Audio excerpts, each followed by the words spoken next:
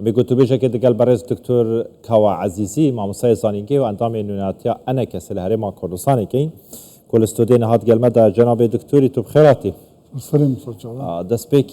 بحثا هستي خبون بك يعني توكا جبلي فيكي كو بوستكي سياسي تهيا وكا كردك روشاواي كردستاني إيرو هستي وچاوايا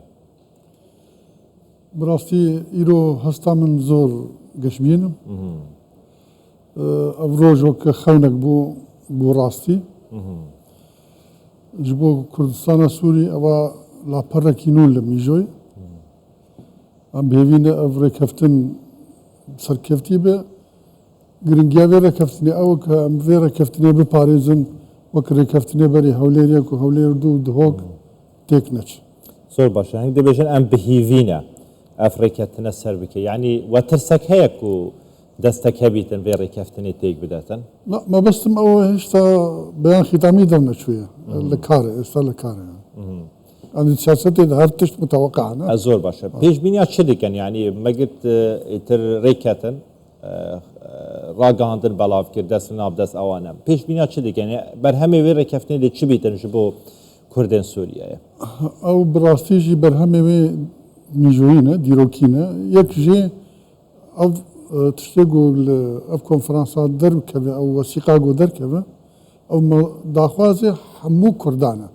kes nabe kêmtirî van daxwaza bike yanî yek daxwaz li desthilatê Sûriye دوم او شاندك چه به شاندك هوبش تنها پاراستنا اوی دیکومنتی بکن و داخوازی بکن و آباشترین او اف داخواز برج 2013 دیجی او تبینیا کردی هوبش ابو هر اوه يعني همو ملتي كرد بيريا همو احزاب كردي لقلن مش قرن جاب جات شباش او عنها هم کردستانی یەنەکە و پێدەکە و دەم پارتی و پارتیان کوردستانە ئێران ئەوە گشت لەگەڵمانە عادی هەفپەیمانیەکی دەوڵەتیش پشتمانە ینی ئەوە باش دەمانێکی دکتۆر بەیا ناوا نۆچەیاندا من بابەتێک خوێند بەڵاو کردبوو یەک ji نویسەرامون دەگوت سەرۆکبازانی هەوڵێن زۆردان و گەهشتوی ئارمانجی ئەوە سەرۆکبازانی هەوڵ بۆ داین ینی هەوڵاوی ئەوە بوو ji بۆ چەندێک کوردانژێک نزیک بکێتن و ئێرۆ کۆنفرانس بێ دارخستن و ئیتر بە یەک دەنگ بە یەک هەلوێست بەر بە شامێ بچن یعنی سەرۆک بارزانی ئەوا لەسەر شانێوی بوو سەر ملێوی بوو گەهان نها دەبێتن ئالیەن کوردی لە ڕۆژاوای کوردستانی دەست بە vê ڕێزیە بگرن یعنی هەن دەوێت باوەریە دانە یان چ بهێتە گرن وها باشترە چ بهێتە گرن ji بۆ vê çendê ئەف یەک ڕێزیە یا بەردەوام بیتن گۆر بیر و باوەریە من و گۆر خوێندنی من و ئەوە 20 سال بوو نەچووم ڕۆژاوا ئەو هاوینی ڕابردوو چمە ڕۆژئاواش من خەل دیتن بیر و باوەری خەلکێ دیت ئەس دەبێژم ئیدی ئەو ڕێکەفتن gelek زەحمەتە تێک بچە بەرگۆ ڕایەکی گشتی هەیە داخوازە ئەوەیەک ڕێزیە بکەن بەیەک بوونێ بکەن ئادیژی جەنابێ سەرۆک نەوەک شەخسێکی طەبیعی یعنی بڕاستیژی هم بەنەماڵێکی باو و کاڵ کوردایەتی کردنە کاریگەریەکی گەورە لەسەر مەژیکی کوردەیە شخصیەتێکی ئەوها گەورەیە کە ئەو ڕێگا گۆ پێ بچە کورد نابێژن و بەرگۆ بتەکید لە مەسلحەتی کوردە ئەو کارێک گۆ بۆ ڕۆژاوا کرد جەنابێ سەرۆک بەڕاستیژی توجار لەبیر ناچ زۆر باشە نەرینە کۆمەلگانێ دەوڵەتی چاوا دەبینن هەنگ دەوێت باوەرێدانە و کۆمەلگانێت تایبەت بەحسا ئەمریکا بکەین یعنی ئەمریکا ڕوسیایە فەڕەنسایە وڵاتێن و زیاتر هەژمۆ ناخۆ لە سووریا نودا هەیە دەوێت باوەرێدانە کۆمەلگانێ دەوڵەتی پارێزگاریش vê یەک ڕێزیە و یەک هەلوێستیا کوردان بکەن بدلێوانە یەکەم جار لە نەتەوەی یەکگرتی دۆ ئێواری پشتگیری ئەو یەکیتیا کوردی کرد ئاماژەدا لە ئەنجومەنی ئاسایش ئاماژە پێدا کە ئەوژی هەنگاوێکی باشە لە ناو سووریا دووەم ئەمریکی وزارەتی خارجی ئەمریکی پشتگیری لە ئەو ڕێکەفتنا دکە و لە ئەو دانوستاندنی کوردی دکە گۆ ئەمریکا یەکیش فەکتەرین سەرکەفتنا vê ڕێکەفتنێ هەر ئەوە فەڕەنسی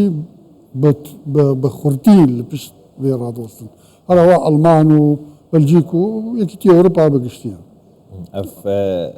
ویرکا دیروکیه چون هر آلی جانش ورا دبیشیتن یک دنگ بن یک گرتو بن یک ریز بن شبوه چنده انگ بکار بن مافن خواه ده سوریانو دا یان ده پاشروشا سوریه دا بدز بخن هند به باری دانه یعنی اف یک ریزیا کردان دروز به او شاندک پیک وره بر بشامی بشیتن بکار بن مافن کردان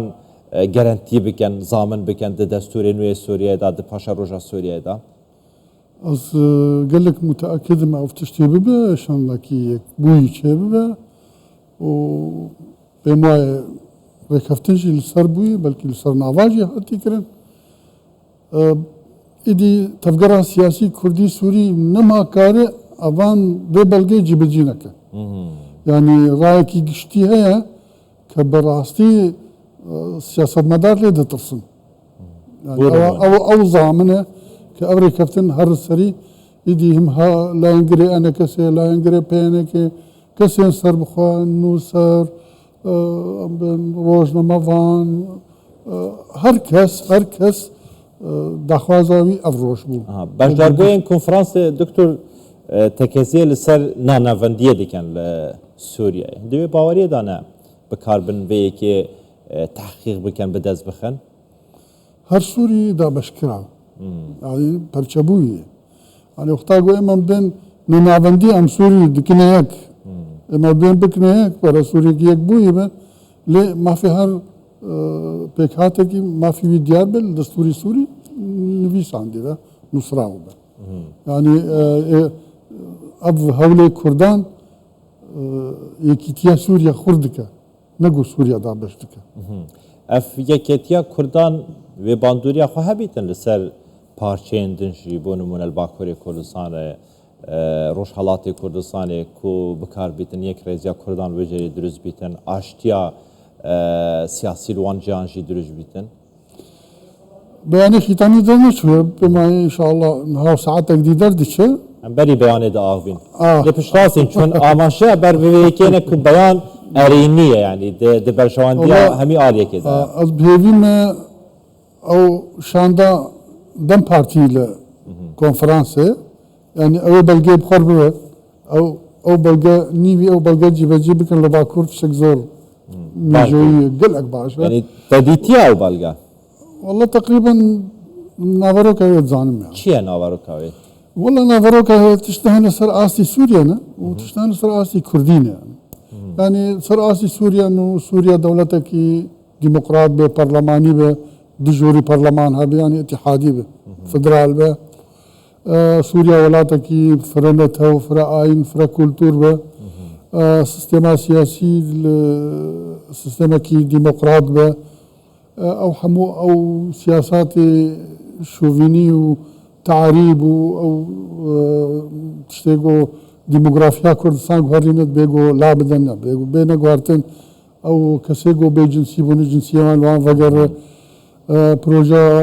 كولاني عربي بهل وشاندن او تعريبا غور المناطق كردي شباب بهل وشاندن او كردي غو پنابر بون هر کس وغير شوني خوا او عربي غو هاتن ناو كردستان وغير شوني خوا هر او ها مناطق كردي يعني اما زانن غو ناو كرد باكور سوريا لباشور سوريا ايدي ابا حفته 100 سال عرب هر هاتن باكور بدعم دولتي مركزي وهر كرجي دابش كرنا يعني او تاثير كي مزن للديموغرافيا الكردي كري بري دافازا كما او حمو هرمي كردي يك اداره دابن يك پرچه بن حمو يعني يك هرمي كردي سرانسري باكور سوريا هبه دكتور البته زمان كردي زمانه كي فرمي به منطقه ما منطقه تك فدرال به باش داري حمو دامو دزغاين دولة سوري بن امني يا صادانو بريفا برنو قضاء حموتش تمام زور باشه دزاني كونها لهرمان كردستان هجماركا كامبان هنا كو كردمين روشاوي كردستان تيدان اشتجينا يعني پشتی و کريزي و كالويستيا كردان چارنویس وان کردمین روشاوی کردستان بر بکوداچید لوان کمپان دمینن یعنی هین هود در کوه گن سر زیر باو باپیرن خوشبو و چند پیگاه کردان روشاوی کردستان بهز ببیتن ام بهوینه گو اف پشتیوره کفتنی ایدی يعني بيجن ريفورمك إدارة خسر دشيبه أو نزيبونا كردان بيك أوري خوشكرق وقال لك كس فقر صار شنواري خوا أو كساني قو تواناي هي قاري بي سوري جيانك نورمال بريفا إساد بيقو فقر وأواني قو قمانيجي دبيقو أو درسات بياني دا دوستيقي دا أما جد بيتا دانيا أما جبه هيك وحمو بنابر فقرن جواري خوا تمام دكتور كاوا عزيزي ماموسای زانینگه و اندام نوناتی انا کسی لاره ما کردستانی کردستو دید گلمو بو گلکی سپاس جواب پیروز دکین این هر هبن صافی سپاس